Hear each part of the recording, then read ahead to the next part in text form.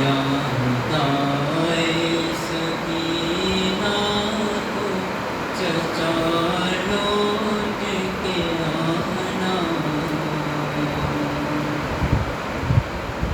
پیاسی ہے سکینہ، اسی چھوٹی سی سن میں وہ ستم میں نے اٹھائے،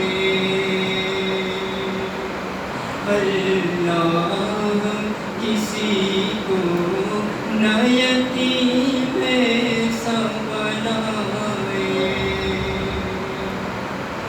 خود اپنے لہو میں کوئی باچی نہ نہائے، میں تم کو بلاتی رہی تم بھی تو نہ آئے، میں بن گئی بادسر لعینوں کا نشانہ، پیاسی ہے سکینہ، گھر لوٹ کے جاتے ہیں ہر ایک شام پرندے، قسمت میں لکھے ہیں میری زندہ کے اندھیرے، کب تک میں جیوں گی یوں ہی اشکوں کے سہارے، لگتا ہے کہ مر جاؤں گی اب دور وطن سے، ہوگا نہ میسر مجھے گھر لوٹ کے جانا، پیاسی ہے سکینہ، پانی کی طلب مجھ کو کھلاتی رہی ٹھوکر، کہتا تھا نہیں دوں گا میں فوجوں کو پلا کر، جب شمر لیل کر چکا سیراب یہ لشکر، دکھلا کے مجھے پھینک دیا پانی زمین پر، تب سمجھی میں کیا ہوتا ہے امید دلانا، پیاسی ہے سکینہ، ایک رسی میں ہم سب کے گلے باندھ کے آدھا کرتے ہوئے تشہیر چلے جانب کوفہ، اور اس پہ مصیبت یہ تھی قد میرا تھا چھوٹا، جب اٹھتی تھی پھپھیاں تو گلا کھینچتا تھا میرا، گردن کا میری زخم چچا دیکھنے آنا،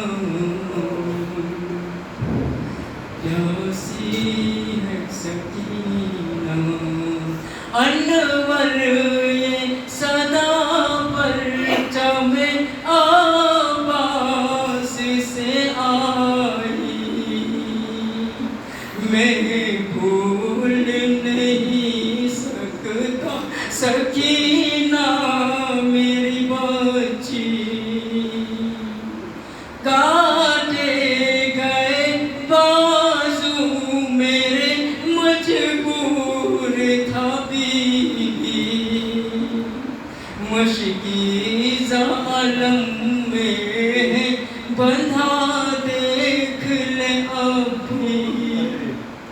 پرچم کا میرے کام ہے دنیا کو بتانا، پیاسی ہے سکینہ، پیاسی ہے سکینہ۔ اللہم صل علی اعوذ باللہ من الشیطان الرجیم، بسم اللہ الرحمن الرحیم،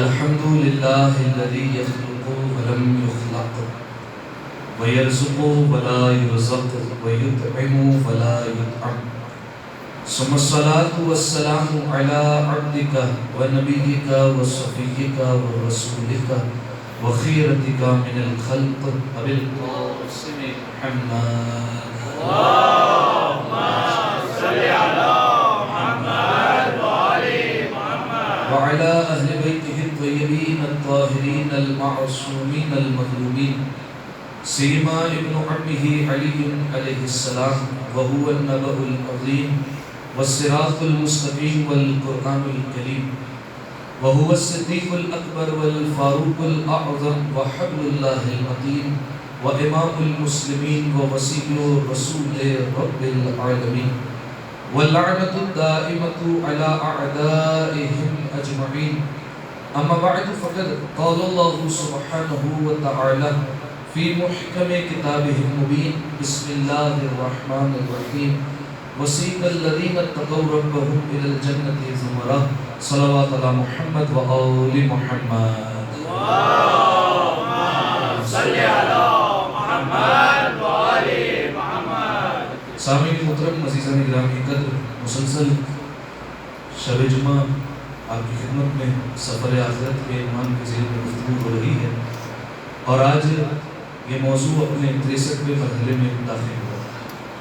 سامعین محترم، بارہا آپ کی خدمت میں اس بات کو بیان کیا گیا کہ سفر آخرت ایک وہ سفر کہ جو ہر انسان نے طے کرنا ہے، ایسا سفر جس میں کسی قسم کا یو ٹرن نہیں ہے، نہ ہی سفر کو کینسل کیا جا سکتا ہے، نہ ہی سفر کو پوسٹ پون کیا جا سکتا ہے۔ بس ہر انسان نے جانا ہے، کب جانا ہے یہ نہیں پتا۔ جس دن دروازے پر آ کر ملک الموت کا سلامی دے دی، اس کا مطلب ہے کہ وہی سفر آخرت کا پہلا دن ہے، اور پھر نہ جانے اس سفر میں کتنے ہزاروں سال یا کتنے لاکھوں سال انسان کو گزارنے پڑے۔ یہ لاکھوں میں نے مبالغہ آ رہی نہیں کہا، بلکہ یہ کائنات آپ دیکھیے کب سے چلتی ہوئی آ رہی ہے، اور جو لوگ دنیا سے گزر گئے اور دنیا سے جا چکے، یقیناً وہ جنت اور جہنم میں تو نہیں گئے، پھر کہاں گئے؟ اس کا جواب ہے کہ قیامت اور قبر کے درمیان ایک عالم ہے جسے برزخ کہا جاتا ہے، وہ اب تک وہیں پر اپنے سفر میں مصروف ہے۔ لہذا سامعین محترم، ہر انسان نے یہ سفر طے کرنا ہے اور ہر انسان نے جانا ہے، اور لائق اور عقل مند انسان وہی ہے کہ جو سب جانتے ہوئے پہلے سے ہی تیاری کر لے۔ اس کی مثال بالکل ایسی ہے کہ اگر بالفرض ایک کلاس روم ہو، وہاں پر ایک استاد طالب علم کو ہر بات بتا دے اور سب کچھ پڑھا دے کہ دیکھو امتحان میں یہی آئے گا، دیکھو امتحان میں انویجیلیٹر بھی میں ہوں، دیکھو یہ سوال میں دوں گا، بس اس کو دیکھ کر آ جانا۔ اب بھی اگر طالب علم آئے اور فیل ہو جائے تو اس کا مطلب یہ ہے کہ استاد کا کوئی قصور نہیں، شاگرد نالائق ترین۔ یہی معاملہ یہاں پر بھی ہے کہ اہل بیت علیہ السلام نے سب بتا دیا کہ دیکھو قبر میں یہ سوال کیے جائیں گے، یہ تمہیں پوچھا جائے گا، برزخ میں یہ ہونے والا ہے، قیامت میں یہ ہونے والا ہے، اور فکر کرنے کی بات نہیں ہے۔ قبر میں بھی ہم آئیں گے، برزخ میں بھی ہم آئیں گے، صراط پر بھی ہم آئیں گے، میزان پر بھی ہم آئیں گے، ہر جگہ ہم آئیں گے، سب کچھ تمہیں بتا دیا۔ تیاری کرنا تمہارا کام ہے۔ اگر اب بھی نہ کر کے گئے تو پھر اس کا مطلب یہ ہے کہ ہم نالائق ترین ہیں، لیکن اہل بیت علیہ السلام کا اس میں کوئی قصور نہیں۔ تو اب سامعین محترم، مسلسل آپ کی خدمت میں سفر آخرت کے عنوان پر ہماری گفتگو ہو رہی ہے، اور تقریباً تمام منازل آپ کی خدمت میں بیان کر دی کہ کون کون سی منزلیں ہیں، کہاں کہاں ٹھہرنا ہے، کتنا رکنا ہے، کہاں پر کیا ہونے والا ہے، مختصراً آپ کی خدمت میں بیان کر دیا گیا۔ اور اب جو ہماری گفتگو ہو رہی ہے وہ جنت کے حوالے سے ہو رہی ہے، اور جنت کے نعمتوں کے اوپر ہم بات کر رہے ہیں کہ وہاں کیا کیا نعمتیں ہیں اور کیا کیا انسان کو ملنے والا ہے۔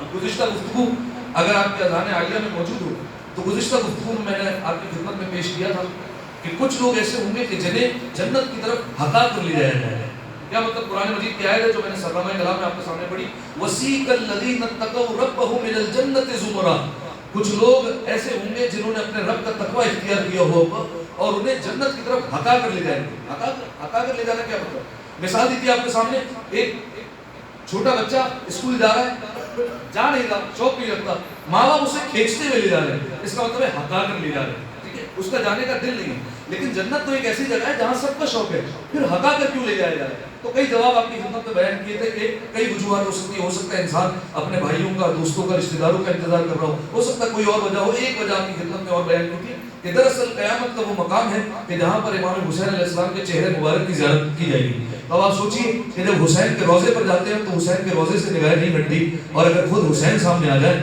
تو پھر نگاہیں کیسے ہٹیں گی؟ لہذا یہی وجہ ہے کہ جنت کے سردار کو دیکھنے میں مصروف ہوں گے، اور جنت کی طرف جا نہیں رہے ہوں گے تو فرشتے کھینچتے ہوئے جنت کی طرف لے کر جائیں گے اور کہیں گے دیکھو یہاں پر بھی حسین کی زیارت ہو گئی تمہیں، اور آگے بھی حسین کی زیارت ہوتی رہے گی، لیکن ابھی چلو اور جنت کی طرف چلو، تمہارے طرف جنت کی نعمتیں منتظر ہیں اور تمہارا انتظار کیا جا رہا ہے۔ اب سامعین محترم، جب انسان دیکھیے جنت میں داخل ہوا تو اب جنت کی نعمتیں ہیں، اب جو آپ کی خدمت میں نعمتیں بیان کی جا رہی ہیں، لیکن وہ صرف ہم سوچ سکتے ہیں، صرف تصور کر سکتے ہیں، آپ اپنے منظر جو ہے وہ ذہنوں میں لا سکتے ہیں، زیادہ جو ہے وہ مکمل طور پر سمجھا نہیں جا سکتے، مکمل طور پر درک نہیں کر سکتے کہ وہاں کی نعمتیں کیسی ہیں۔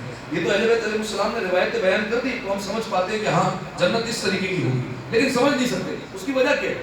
لیکن اس کی مثال بالکل ویسی ہی ہے جیسے ماں کے شکم میں موجود بچہ ہے، اسے آپ بتاتے رہے ماں کے شکم میں جو موجود بچہ ہے نا اس کی دنیا وہی ہے، وہی جو ماں کا شکم ہے وہی اس کی دنیا ہے، 9 مہینے تک وہی رہتا ہے۔ اب اس کو آپ بتاتے رہے دنیا کیسی ہے، دنیا میں اتنا بڑا سمندر ہے، اب وہ سوچ نہیں سکے گا اس کا سمندر کتنا ہوگا، جتنا ماں کے شکم میں موجود پانی ہوتا ہے نا بس اس کا سمندر وہی ہے، ٹھیک ہے۔ اب اس کو کہتے ہیں اتنی بڑی بڑی عمارتیں، جتنا ماں کا وجود ہے نا اس سے آگے اس کا ذہن جا نہیں سکتا، کیونکہ اس نے دیکھا ہی وہی ہے، اس سے آگے جا ہی نہیں سکتا۔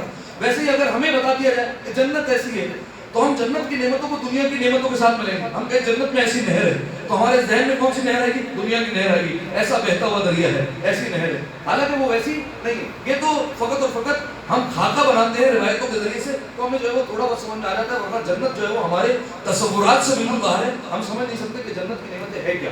اب میں آپ کے سامنے ایک روایت بیان کرتا ہوں۔ ایک شخص جس کا نام ہے عبداللہ ابن سلام، یہودی ہے، توجہ رکھیے اس روایت میں۔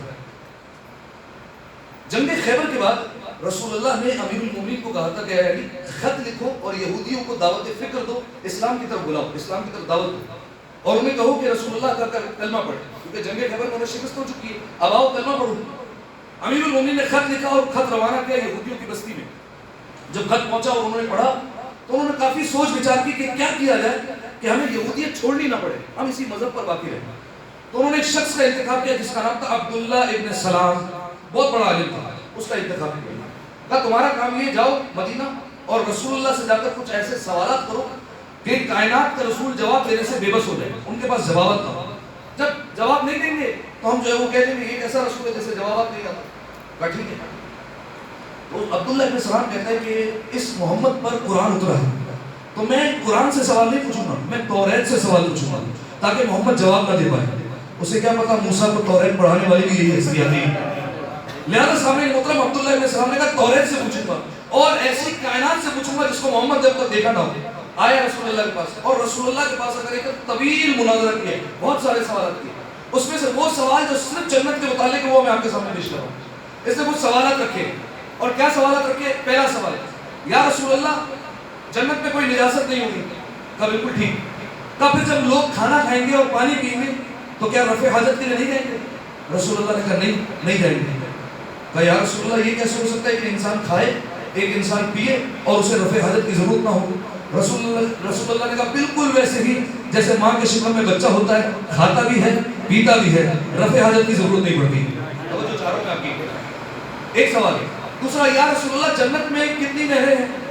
رسول اللہ نے کہا جنت میں کئی نہریں ہیں لیکن 4 طرح کی نہریں ہوں گی۔ یا رسول اللہ کون سی؟ اب آپ نعمتیں دیکھتے جائیے جنت کی اور سوچتے جائیے کہ ہمارا ذہن کہاں تک تصور کر سکتا ہے۔ کہا کون سی نہر ہوگی؟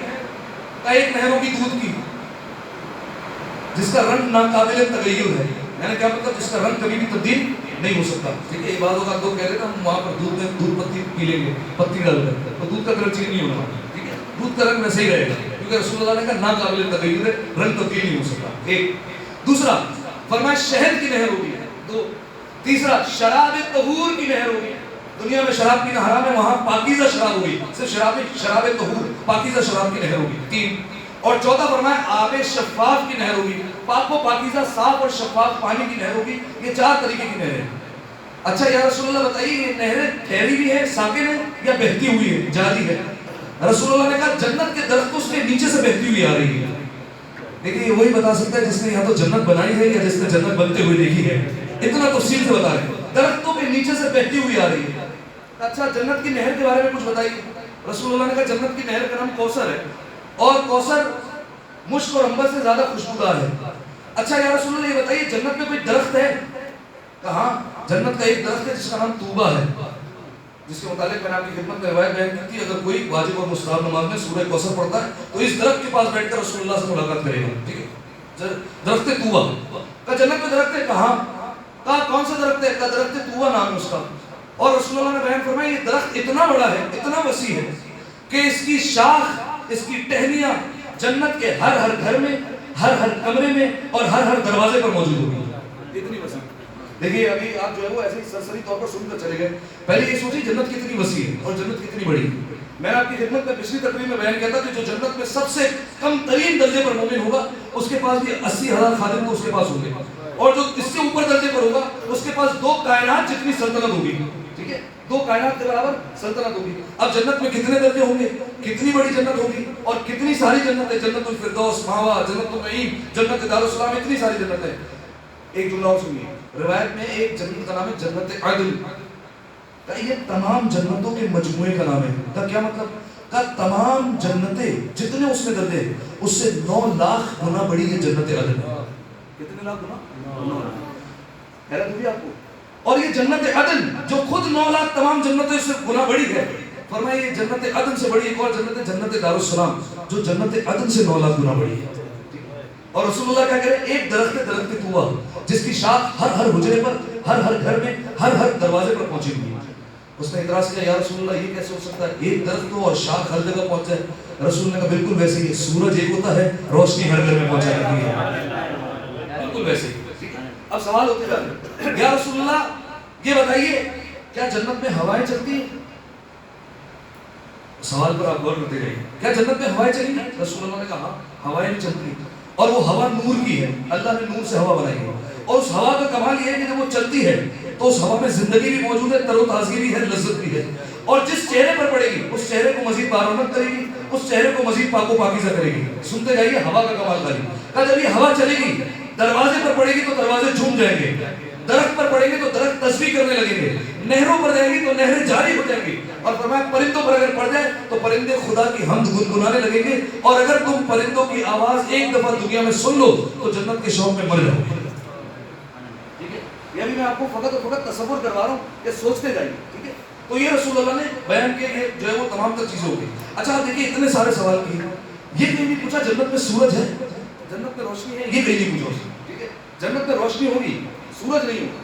ٹھیک ہے, دیکھیے یہ جو آیا ہے پوچھنے والا, یہ عبداللہ ابن سلام یہودیوں کا عالم ہے, جانتا ہے, پڑھا لکھا ہے, لہذا اس نے یہ نہیں پوچھا جنت میں سورج ہوگا یا نہیں ہوگا, کیونکہ جانتا تھا جنت میں سورج نہیں ہوگا, بلکہ جو جنتی موجود ہوں گے ان کے چہروں پر اتنا نور ہوگا, اتنی رونق ہوگی کہ جنت میں کسی نور کی ضرورت ہی نہیں ہوگی.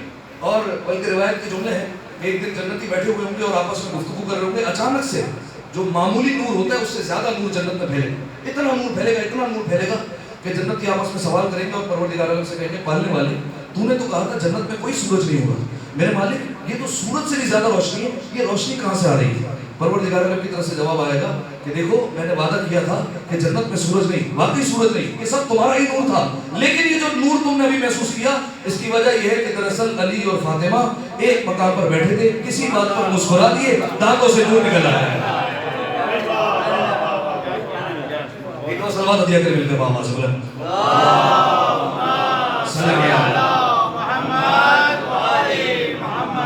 کسی بات پر مسکرا دیے ہیں تو یہ دندان مبارک سے نور نکل آیا اور جنت کو اس کا نور پھیل گیا. تو اب سامعین محترم, یہ نعمتیں میں نے آپ کو ایک واقعے کی اور ایک روایت کی صورت میں بتائی کہ کیا کیا جنت میں جو ہے وہ نعمتیں ہوں گی. ایک اور نعمت جنت کی جس کے متعلق بہت ساری روایتوں میں ملتا ہے وہ ہے جنت کی خوشبو.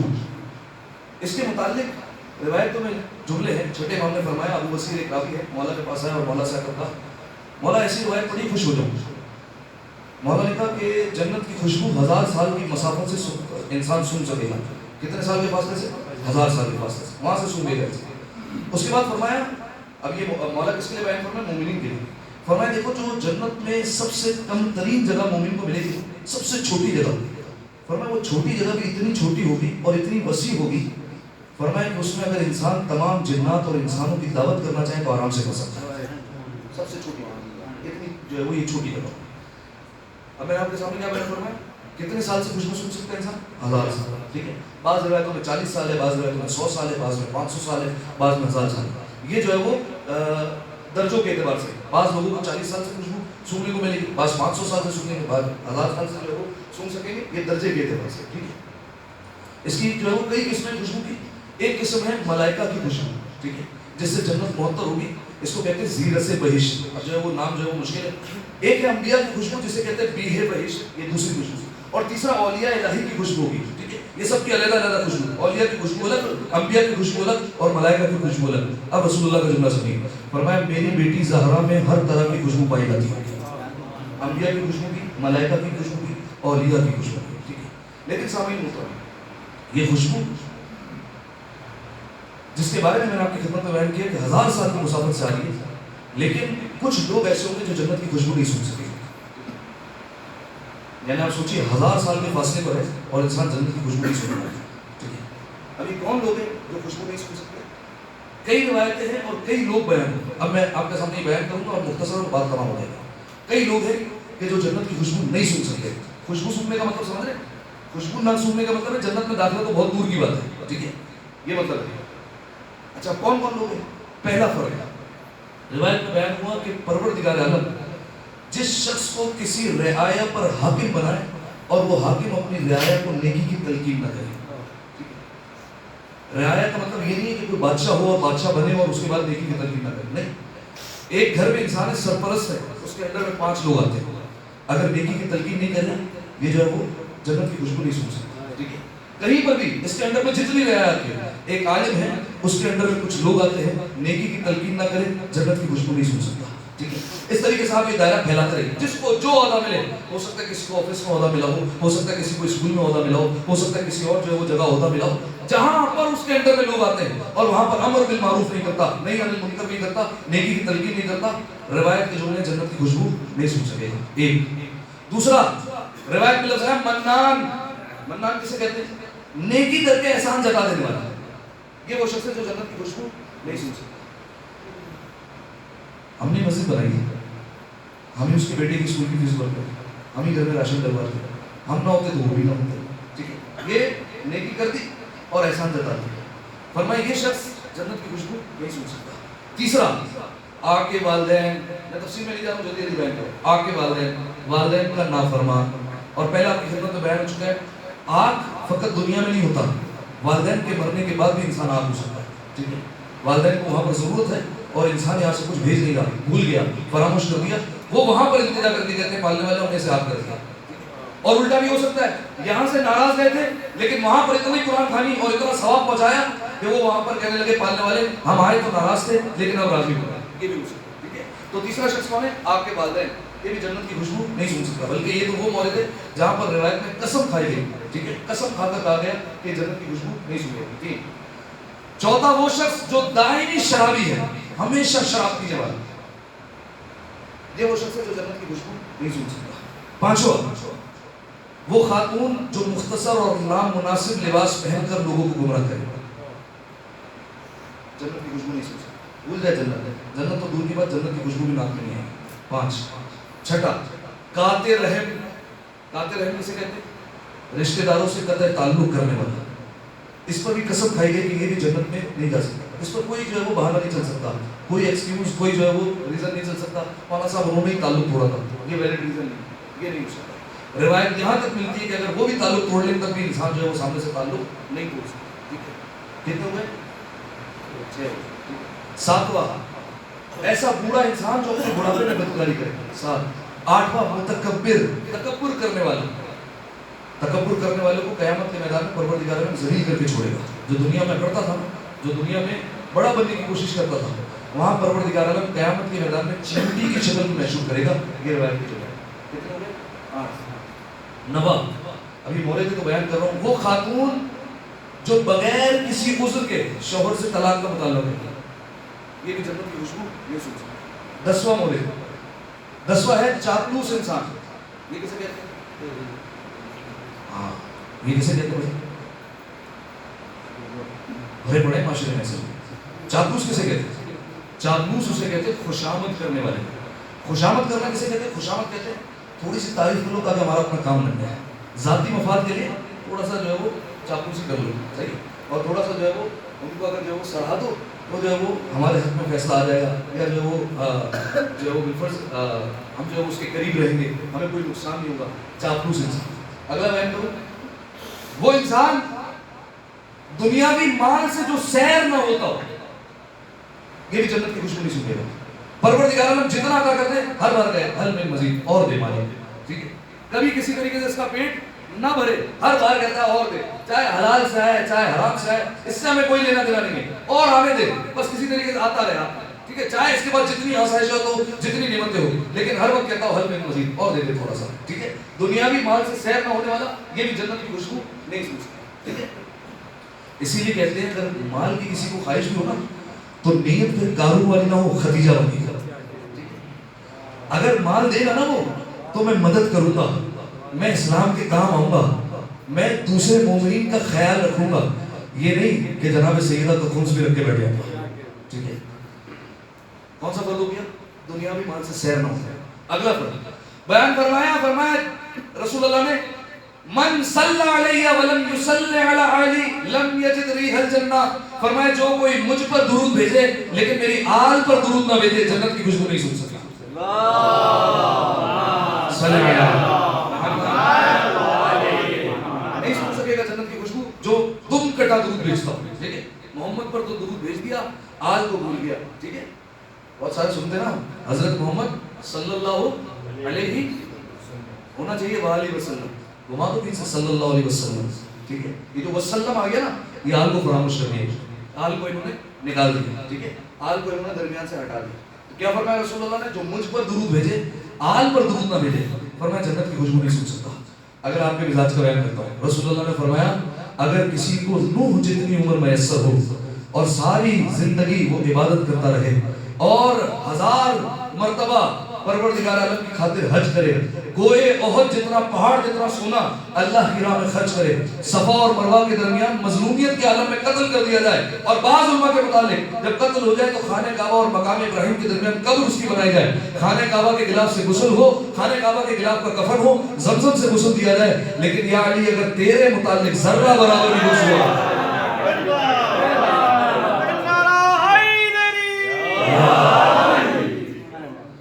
کیا فرمایا؟ فرمایا جنت کی خوشبو نہیں سن سکتے.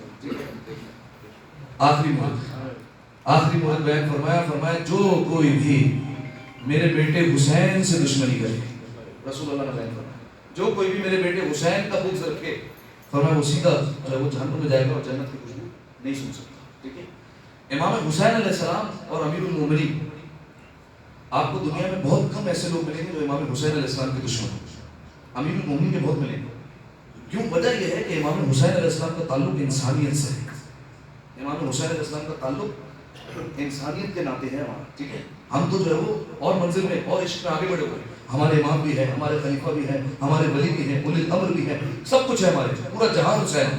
لیکن جو ہم کربلا کی زیارت پر جاتے ہیں اور وہاں پر ہمیں ایسے افراد بھی ملتے ہیں جن کا تعلق ہمارے مذہب سے نہیں. آپ کو وہاں عیسائی بھی مل رہا ہے، آپ کو وہاں یہودی بھی مل رہا ہے، آپ کو وہاں ہندو بھی مل رہا ہے. یہ کیوں آ رہا ہے؟ کیونکہ حسین کا تعلق کس سے؟ انسانیت سے. ٹھیک ہے، انسانیت کی سب سے چھوٹی مثال بتاؤں. دیکھیے خوشی میں انسان دوسرے سے جو ہے وہ پوچھتا نہیں ہے کہ کیوں خوش ہو رہے ہو. صحیح ہے، کہیں پر شادی ہو رہی ہو کبھی ایسا ہوا ہے کہ آپ دوسرے اندر کیوں خوش ہو رہے ہو؟ کبھی ہوا نہیں. لیکن یہاں سے باہر نکلے کوئی بیٹھ کر رو رہا تو انسان کاندھے پر ہاتھ رکھ کر ضرور پوچھے گا کیا ہوا. کیوں؟ غم میں انسان پوچھ لیتا ہے، خوشی میں نہیں پوچھتا. تو انسانیت کا اور غم کا سب سے چھوٹا لفظ وہ ہے کیا ہوا. ٹھیک ہے، ایک شخص ہے جو بیچارہ اپنے بچے کی اسکول کی فیس نہیں بھر سکتا، رو رہا ہے، ہم بھر تو نہیں سکتے، لیکن جا کے پوچھنا کیا ہوا، تو وہ بتائے گا، اس کا دل ہلکا ہو جائے گا. صحیح ہے. تو یہ سب سے چھوٹا لفظ ہے. اب شعر سنیے. عباس قتل ہوئے، علی اکبر جدا ہوا. عباس قتل ہوئے، علی اکبر جدا ہوا، ہم سے کسی نے یہ بھی نہ پوچھا کہ کیا ہوا. سامعین محترم، ابھی میرے بھائی مصائب پڑھ رہے تھے جناب سکینہ کے، تو سوچا آپ کی خدمت میں دو روایتیں پڑھ دوں تاکہ آنکھوں سے جاری ہو جائے. لیکن اس سے ایک پہلے ایک جملہ آپ کے حوصلے کے لیے پڑھوں. امام حسین علیہ السلام نے فرمایا انا قتیل الابرار، میں وہ ہوں جسے رلا رلا کر مارا گیا. یا حسین، میں وہ ہوں جسے رلا رلا کر مارا. انسان کبھی اسی جملے پر سوچتا رہے تو ساری عمر روتا رہے کہ امام حسین علیہ السلام نے فرمایا کیا ہے، کس مصیبت پر امام حسین کو رلایا. آپ ذرا سوچئے، ایک جملہ بدل کر کہتا ہوں، زہرا کا لال ایک دن میں بوڑھا ہو گیا تھا. کیا ہوا تھا نہ جانے اس روز کہ حسین علیہ السلام نے کہا میں آنسوؤں کا مارا، مجھے رلا رلا کر مارا گیا. انا قتیل الابرار. پھر فرمایا مجھے نہیں رو سکتا مگر سوائے اس کے کہ جو مومن ہو. جو مومن ہوگا جب میرا ذکر کیا جائے گا اس کی آنکھوں سے آنسو جاری ہو جائیں گے، وہ روئے گا. سامعین محترم، جانتے ہیں امام حسین علیہ السلام دنیا سے چلے گئے، لیکن ایک بچی جس کی عمر 4 برس ہے وہ لوگوں کا نشانہ بن جائے گی. کربلا سے کوفہ، کوفہ سے شام، یہ بچی ظلم سہتی رہی. عزادارو، آپ جانتے ہیں بچی کب تک پیاسی رہی؟ آخر میں بیان کروں گا ایک جملے میں، لیکن جانتے ہیں ایک دن ایسا آیا راہ شام میں جو انتہائی گرم دن تھا. سپاہی دوڑ دوڑ کر آ رہے ہیں عمر سعد کے پاس. عمر سعد، شیبر، اب ہم سے برداشت نہیں ہو رہا، ہمارے گھوڑوں کی زبانیں باہر آ گئی ہے، اب ہم آگے نہیں چل سکتے، خیمے لگوا لے. حکم دیا گیا کہ خیمے لگا دیے گئے. جیسے خیمے لگائے گئے سب سپاہی اپنے اپنے خیموں میں آرام کے لیے چلے گئے. اس کے بعد حکم دیا گیا اور خیمے لگائے جائیں. آپ سوچ رہے ہوں شاید آل رسول کے لیے خیمے لگائے گئے ہوں گے، شاید زینب کبریٰ کے لیے لگائے گئے ہوں. نہیں عزادارو، خیمے جیسے ہی لگے گئے کہا گیا اس میں ہمارے گھوڑوں کو کھڑا رکھ دیا جائے، ہمارے جانوروں کو بٹھایا جائے تاکہ وہ بھی آرام کر لے. لیکن ہائے مظلومیت، علی اور حسین کی بیٹیاں خاک پر بیٹھی رہی، تپتی ریتی پر بیٹھی رہی ہے. اجرکم علی اللہ، اجرکم علی زہرا. بس عزادارو، تپتی ریتی ہے، جلتا سورج ہے، آل رسول ہے. اچانک سے وہ وقت آیا، شیبر نے مشکیزہ نکالا، مشکیزے کا منہ کھولا. سکینہ نے مشک دیکھی، چچا عباس یاد آ گئے. فوراً اپنی پھوپھی اماں سے کہا پھوپھی اماں، شیبر نے مشک کا منہ کھولا ہے، شاید پانی پلانا چاہتا ہے. پھوپھی اماں اگر اجازت دے تو میں 2 گھونٹ پانی لے کر آ جاؤں. پھوپھی اماں مجھے بڑی پیاس لگی ہے. عزادارو، جناب زینب نے اجازت دی. جناب سکینہ نے کوزہ ہاتھ میں لیا. ذرا سوچئے گا، بچی برہنہ پا ہے، بچی ننگے پیر ہے، آئی ہے شیبر کے پاس، اپنے ہاتھوں کو بڑھایا ہے. شیبر، تو سب کو پانی پلا رہا ہے، مجھے بھی پانی پلا دے. عزادارو، شیبر نے منع نہیں کیا، کہتا ہے جب سارے لشکر کو پلا دوں گا پھر تمہیں پلاؤں گا. عزادارو، ایک ایک سپاہی کو پلایا گیا. چھوٹی بچی نازک پیر کے ساتھ پورے لشکر میں چلتی رہی ہے، ابھی شیبر پانی پلائے گا. عزادارو، ایک وقت آیا آخری سپاہی کو پانی پلایا. جناب سکینہ نے کوزہ اٹھایا، لا شیبر اب پانی ڈال دے. کہتا نہیں، پہلے اپنے گھوڑوں کو پلاؤں گا. عزادارو، ہائے مظلومیت سکینہ کی، گھوڑوں کو پانی پلایا جاتا رہا. سکینہ دیکھتی رہی، پورا قافلہ ساتھ ساتھ چلی. شیبر اب تو پانی دے دے، اب تو پلا دے. عزادارو، ایک وقت آیا جب جانوروں کو پلا لیا. عزادارو، سکینہ نے ہاتھوں کو بڑھایا، اس بدبخت نے سارا پانی زمین پر بہا دیا. بچی کے ہاتھ سے کوزہ گیا، بچی پانی پر گری. ایک مرتبہ کربلا کو دیکھ کر کہا، او چچا آپ کیا گئے، آپ کی سکینہ پیاسی رہ گئی. اجرکم اللہ، اجرکم اللہ زہرا.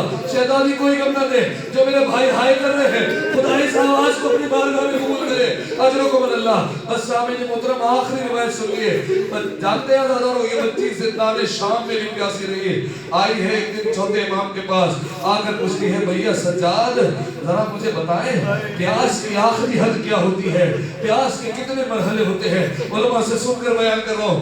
امام سجاد کہتے ہیں اے سکینہ پیاس کے 4 مرحلے ہوتے ہیں۔ کون کون سے مرحلے ہوتے ہیں؟ کا پہلا مرحلہ وہ ہوتا ہے کہ جب انسان اتنا پیاسا ہو کہ اس کی زبان پر کانٹے پڑ جائے۔ جناب سکینہ نے فوراً کہا ہائے میرا بھیا علی اکبر، جب بابا کے پاس آئے تھے تو کہہ رہے تھے بابا میری زبان پر کانٹے پڑ گئے ہیں، بابا 2 گھونٹ پانی مل جائے گا؟ کہ بھیا دوسرا مرحلہ کون سا ہوتا ہے؟ کہ دوسرا مرحلہ وہ ہوتا ہے کہ جب اتنی پیاس لگے کہ آنکھوں کے آگے دھواں آ جائے، انسان کو کچھ نظر نہ آئے۔ جناب سکینہ نے کربلا کی طرف رک کر کے کہا السلام علیکہ یا ابا عبداللہ، ہائے رے میرا بابا آخری وقت میں کہتا تھا مجھے کچھ نظر نہیں آتا ہے۔ اجرکم اللہ۔ کا تیسرا مرحلہ کیا ہے؟ کا تیسرا مرحلہ وہ ہے انسان اتنا پیاسا ہو کہ مچھلی کی طرح کبھی منہ کو کھولے کبھی منہ کو بند کر دے۔ سکینہ بھی تڑپ کر رہ گئی، کہا ہائے رے میرا بھیا علی اصغر، جب میرے بابا نے تپتی ریتی پر لٹایا تھا کبھی منہ کو کھولتا تھا کبھی بند کرتا تھا اور زبان کو پھراتا تھا۔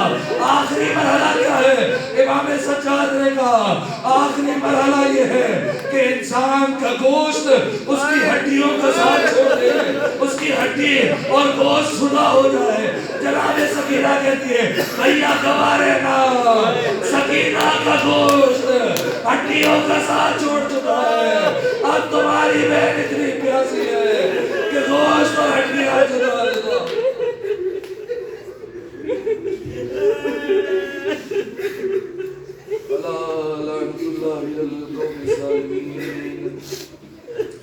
وَسَيَعْلَمُ الَّذِينَ ظَلَمُوا أَيُّ مُنقَلَبٍ يَنقَلِبُونَ۔ دعا ہے پروردگار عالم سے، پروردگار ہماری اس عبادت کو اپنی بارگاہ میں قبول فرما، تمام گناہ صغیرہ اور کبیرہ کو معاف فرما۔ میرے مالک جتنے آنسو بہائے ہیں میرے مالک ان آنسوؤں کو جناب سیدہ کے رومال میں جگہ عنایت فرما۔ میرے مالک ان آنسوؤں کے ذریعے جناب سیدہ کے دل کو سکون عطا فرما۔ میرے مالک جتنے مومنین تشریف فرما ہے تمام کی حاجات کو اپنی بارگاہ میں قبول فرما۔ جنت البقیع کے تعمیر کے اسباب جلد از جلد مہیا فرما۔ تمام مقامات مقدسہ کی حفاظت فرما، تمام مقامات مقدسہ کی زیارت نصیب فرما۔ زمانے کے امام کے ظہور میں تعجیل فرما، ہمیں ان کے اعوان و انصار میں شمار فرما۔ تمام دعاؤں کی قبولیت کے لیے اپنی صحت و سلامتی کے لیے مل کر صلوات پڑھیں۔ اللہم صلی علی